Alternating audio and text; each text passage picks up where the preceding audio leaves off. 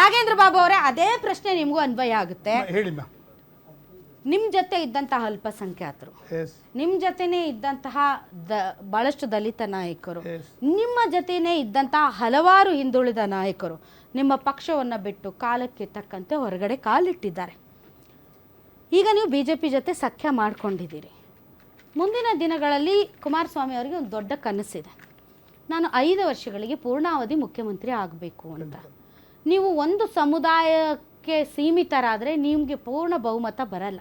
ಎಲ್ಲ ಜಾತಿ ಸಮುದಾಯಗಳಿಗೂ ನೀವು ಹತ್ತಿರ ಆದಾಗ ಮಾತ್ರ ನೀವು ಬಹುಮತದೊಂದಿಗೆ ಅಧಿಕಾರ ಬರೋದಕ್ಕೆ ಸಾಧ್ಯ.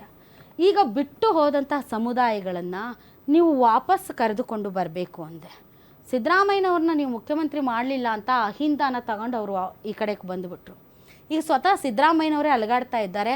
ಅಹಿಂದ ಕೂಡ ಅಪ್ಸೆಟ್ ಆಗಿದೆ. ಬಿಟ್ಟು ಹೋದ ಸಮುದಾಯಗಳನ್ನು ವಾಪಸ್ ಕರ್ಕೊಂಡು ಬರಬೇಕು ಅಂತಂದರೆ ಅವರಿಗೆ ಅಪ್ರೋಚ್ ಆಗಬೇಕಾದಂತಹ ರಾಜಕೀಯ ನಡೆಯನ್ನು ನೀವು ಪ್ರದರ್ಶನ ಮಾಡಬೇಕು. ನೋಡಿ ಮೇಡಮ್, ಒಂದು ಮಾತು ಸ್ಪಷ್ಟ, ನೀವು ತುಂಬ ಒಳ್ಳೆಯ ಪ್ರಶ್ನೆಯನ್ನು ಕೇಳಿದ್ದೀರಿ. ಸಮಾಧಾನವಾಗಿ 2 ನಿಮಿಷ ಅವಕಾಶ ಕೊಡಿ.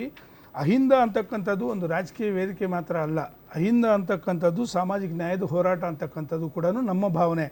ಸಾಮಾಜಿಕವಾಗಿ ಅವ್ರಿಗೆ ಏನೇನು ನಾವು ಸವಲತ್ತುಗಳು ಕೊಡಬೇಕು, ಅವ್ರ ಮುನ್ನೆಲೆಗೆ ಹೇಗೆ ತರಬೇಕು ಅಂತ ಅನ್ನೋದಕ್ಕೆ ಶ್ರೀಮಾನ್ ದೇವೇಗೌಡರು ಅಹಿಂದ ವರ್ಗಗಳಿಗೆ ಕೊಟ್ಟಿರ್ತಕ್ಕಂಥ ಕೊಡುಗೆಗಳೇ ಸಾಕ್ಷಿ ಅಂತಕ್ಕಂಥದ್ದು ಮನಸ್ಪೂರ್ವಕವಾಗಿ ಹೇಳ್ತಿದ್ದಾರೆ. ಗತಕಾಲದ ಇತಿಹಾಸ ಹೇಳಬೇಡಿ, ಒಂದು ನಿಮಿಷ, ಭೂತಕಾಲ ವರ್ತಮಾನ ಕಾಲದಿಂದ ಭವಿಷ್ಯಕ್ಕೆ ತಾವು ಕಾಲಿಡ್ತಾ ಇದ್ದೀರಿ. 2028ಕ್ಕೆ ಡ್ಯಾಡೀಸ್ ಹೋಮ್ ಅಂತ ರೀಲ್ಸ್ ಮೇಲೆ ರೀಲ್ಸ್ ಬಿಡ್ತಾ ಇದ್ದೀರಿ. ಡ್ಯಾಡಿ ಅಂತಂದ್ರೆ ಎಲ್ಲಾರನ್ನೂ ಒಟ್ಟಾಗಿ ನಡ್ಸ್ಕೊಂಡು ಹೋಗ್ಬೇಕು. ಹಂಗಾಗಿ ಈಗ ಅವರು ಡ್ಯಾಡಿ ಕೊಟ್ಟಿರೋದನ್ನ ಬಿಟ್ಟು ನಿಮ್ ಡ್ಯಾಡಿ ಕೊಡೋದು ಹೇಳಿ.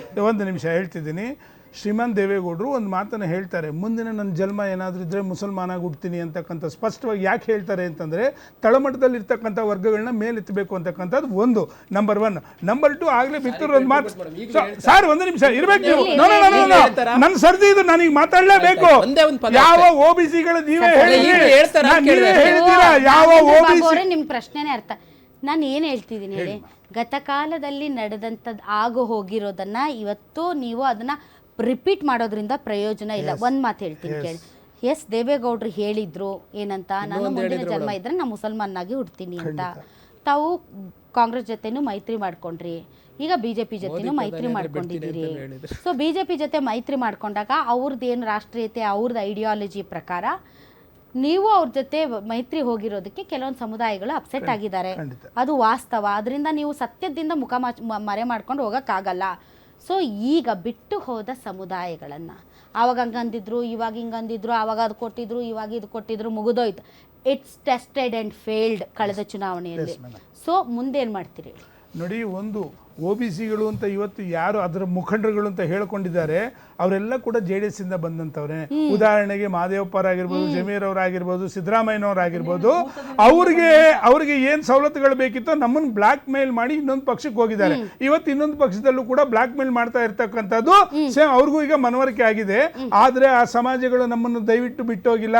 ಒಂದು ಸಣ್ಣ ಉದಾಹರಣೆ ಹೇಳ್ತೀನಿ ಮೇಡಮ್. HK ಕುಮಾರಸ್ವಾಮಿ ಅವರಾಗಿರ್ಬೋದು, A ಕೃಷ್ಣಪ್ಪ ಅವರಾಗಿರ್ಬೋದು, CM ಇಬ್ರಾಹಿಂ ಆಗಿರ್ಬೋದು, ನಮ್ಮ ಹಳ್ಳಿಯ ಅಲ್ಲಲ್ಲ ಒಂದು ನಿಮಿಷ, ನಮ್ಮ ಪಕ್ಷದ ರಾಜ್ಯಾಧ್ಯಕ್ಷರು ಮಾಡಿದ್ವಿ ವಿಶ್ವನಾಥ್ ಅವ್ರನ್ನ. ಯಾಕಂದ್ರೆ ಆ ವರ್ಗಗಳಿಗೆ ನಾವು ಕೊಟ್ಟಿರ್ತಕ್ಕಂಥ ಒಂದು ಸವಲತ್ತುಗಳು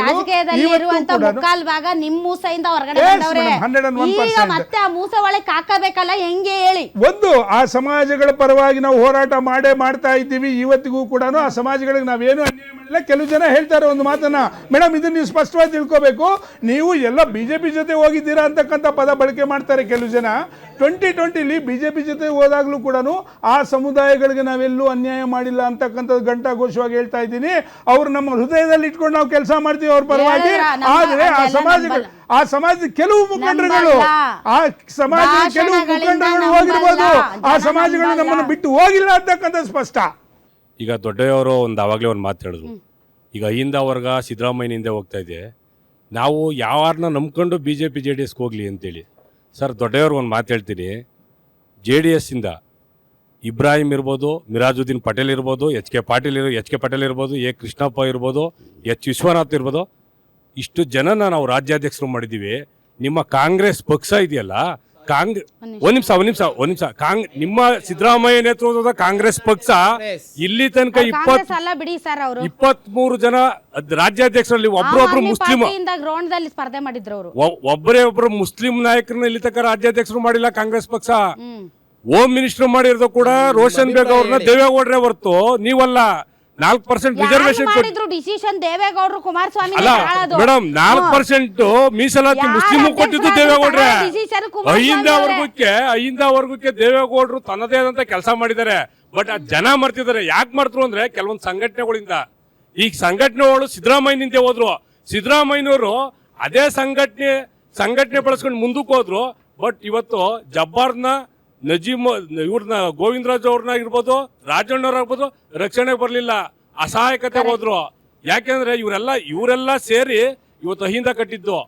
ಕರೆಕ್ಟ್, ಇವರೆಲ್ಲ ಸೇರಿ ಅಹಿಂದ ಕಟ್ಟಿದ್ದು. ಬಟ್ ಇವ್ರು ಕೊಟ್ಟಿದ್ ಕೊಡುಗೆ ಅವ್ರ ಅಹಿಂದ ಆ ಸಮುದಾಯಕ್ಕೆ, ಆ ನಾಯಕರಿಗೆ ಏನು ರಾಜಕೀಯ ಅವ್ರದೇ ಕುರ್ಚಿ ಅಳ್ಳಾಡ್ತಾ ಐತೆ. ಇನ್ನು ಬೇರೆಯವ್ರಿಗೆ ಹೌದು, ಅವ್ರದೇ ಕುರ್ಚಿ ಅಳ್ಳಾಡ್ತಾ ಇದೆ. ಅದಕ್ಕೋಸ್ಕರ 2005 ಮಾಡಿದ್ದು ಅದಕ್ಕೋಸ್ಕರನೇ, 75ನೇ ವರ್ಷದ್ದು ಸಿದ್ದರಾಮೋತ್ಸವ ಮಾಡಿದ್ದು ಅಧಿಕಾರಕ್ಕೋಸ್ಕರನೇ, ಇವತ್ತು ಮಾಡ್ತಾ ಇರೋದು ಅಧಿಕಾರಕ್ಕೋಸ್ಕರನೇ. ಇದು ಯಾಕೆ ಮಾಡ್ತಾ ಇದಾರೆ ಇವರು ಅಂದ್ರೆ ತನ್ನ ಸ್ಥಾನಕ್ಕೆ ಉಳಿಸ್ಕೊಳ್ಳೋದಕ್ಕೆ. ಅಹಿಂದ ಪದ ನೀವು ಕೇಳೋದು ಯಾವತ್ತು ಅಂದ್ರೆ ಸಿದ್ದರಾಮಯ್ಯನ ಕುರ್ಚಿ ಯಾವತ್ತು ಅಳ್ಳಾಡುತ್ತೆ ಅಹಿಂದ ಪದ ಬರುತ್ತೆ. ಇದ್ದಂತೆ ನಿದ್ದೆ ಮಾಡ್ತಾ ಇರ್ತಾರೆ. ಸಂಘಟನೆಯವರು ನಿದ್ದೆ ಮಾಡ್ತಾ ಇರ್ತಾರೆ, ಕಾಂಗ್ರೆಸ್ ಪಕ್ಷದ ಅಹಿಂದ ಮುಖಂಡರುಗಳು ನಿದ್ದೆ ಮಾಡ್ತಾ ಇರ್ತಾರೆ.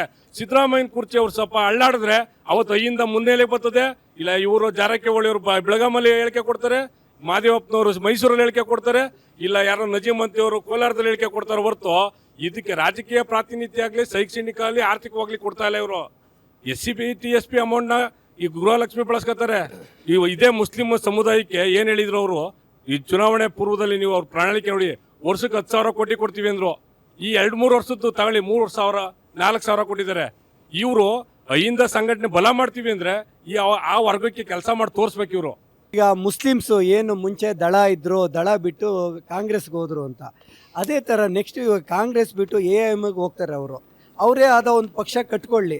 ಈಗಾಗಲೇ ಈ ದೇಶದಲ್ಲಿ 22 ಕೋಟಿ ಜನ ಇದ್ದಾರೆ. ಇವಾಗ ಯಾಕೆ ಅವ್ರು ನ್ಯಾಷನಲ್ ಪಾರ್ಟಿಗಳು ಇಟ್ಕೊಬೇಕು? ಮತ್ತೊಂದು ಈಗ BJP ಅವ್ರು ಸೇರಿಸ್ಕೊಂತಾರ ಅಂತ ನಮ್ಗೆ ಬೇಕಾಗಿಲ್ಲ. ಅವರೇ ಅಂತ ಮಾಡ್ಕೊಂಡು ಇವಾಗ ಗೋರ್ಗಾವಲ್ಲೇ ಬಂದಿದ್ದಾರೆ, ಅಲ್ಲೇ ಒಂದು ಮಹಾರಾಷ್ಟ್ರದಲ್ಲಿ ಒಂದು ಇದು ಮಾಡ್ಕೊಂಡಿದ್ದಾರೆ. ಅದೇ ಥರ ಎಲ್ಲ ಮಾಡ್ಕೊಂಡು ಅವ್ರ ಮುಂದೆ ಹಂಗೆ ಬೆಳ್ಕೊಂಡು ಹೋಗ್ಲಿ. ನಮ್ದು ಆಶಯ ಇರ್ತೈತೆ, ಅವ್ರಿಗೆ ನಾವು ಪ್ರೋತ್ಸಾಹ ಎಲ್ಲ ಇದ್ದೇ ಇರ್ತೈತೆ. ಇಲ್ಲಿರ್ತಕ್ಕಂಥ ಮುಸಲ್ಮಾನರು ನಾವು ರಾಷ್ಟ್ರ ವಿರೋಧಿಗಳಂತ ಹೇಳ್ತಾ ಇಲ್ಲ. ಯಾರ್ಯಾರು ನಮ್ಮ ಸಿದ್ಧಾಂತವನ್ನು ಒಪ್ಪಿ ಬರ್ತಾರೋ ಬರ್ಲಿ, ಈ accepted.